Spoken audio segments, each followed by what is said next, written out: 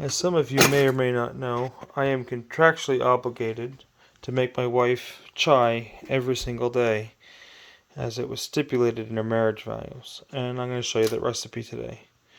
You'll need a couple basic spices you can get at a local Asian market, and I'll show you how to do it now.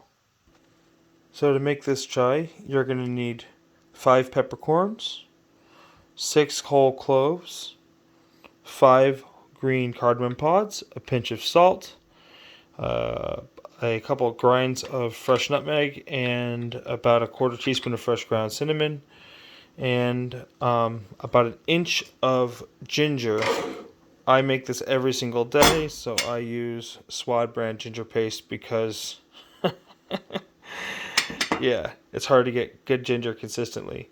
You're also going to need for equipment, mortar and pestle, a strainer, and a decent saucepan with a relatively heavy bottom. Go ahead and crush up the cardamom and the peppercorns. You don't have to turn it to dust. You just want to break them open. And the reason you want to use whole peppercorns is that pre-ground pepper, or even the pepper that comes in a pepper shaker, tends to be bitter. And you're really looking for the floral elements of the pepper. Next, go ahead and add the whole cloves and a healthy pinch of salt. Now this is masala chai, or chai masala, which is basically means a spice mix kind of chai. It's a little bit more involved than kind of your day-to-day chai that most families would serve in India. The salt's actually something that I started adding thanks to my Nepali friends. They turned me onto it, and it really just changes the flavor. It's pretty special. Add about a cap of vanilla, and this is Mexican vanilla. It's a little darker, a little bit more complicated. It's kind of like the vanilla equivalent of a cooking grade maple syrup. But for this, it's perfect. It's a little bit more complicated of a flavor. I probably wouldn't use this stuff if I was, say, making like a really special frosting or something where I really wanted a very light and kind of delicate flavor.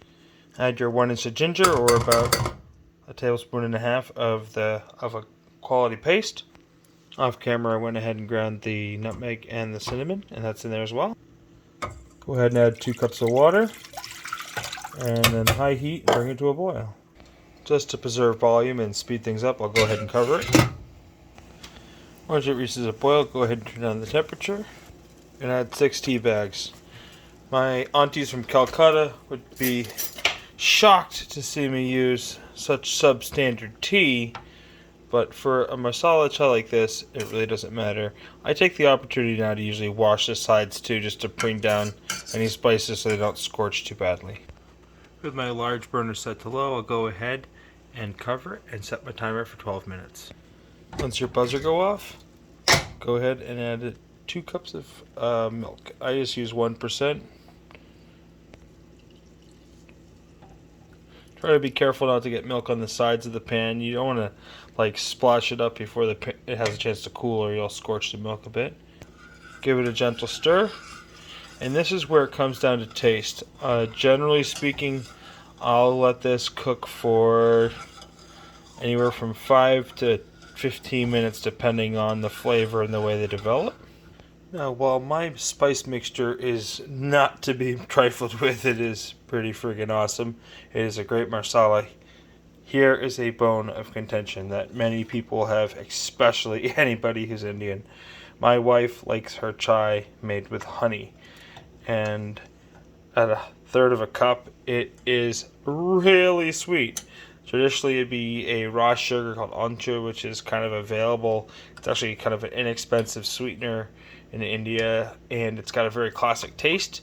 I recommend that you either use honey or a raw sugar and adjust for your preference. It can be added at any time at this point.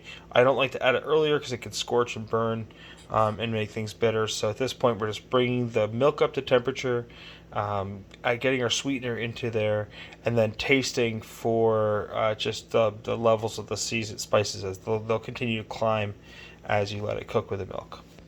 At this point, it's been about 10 minutes. I've stirred occasionally and given it little tastes, and everything seems balanced and correct to my palate. So I'm going to go ahead and decant it into a mason jar. Go ahead and toss on a lid. write a sappy note to said wife, and toss on the lid.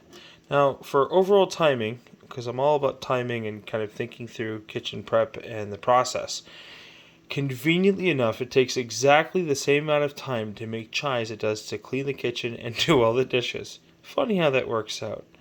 So I mentioned in the beginning that I'm contractually obligated.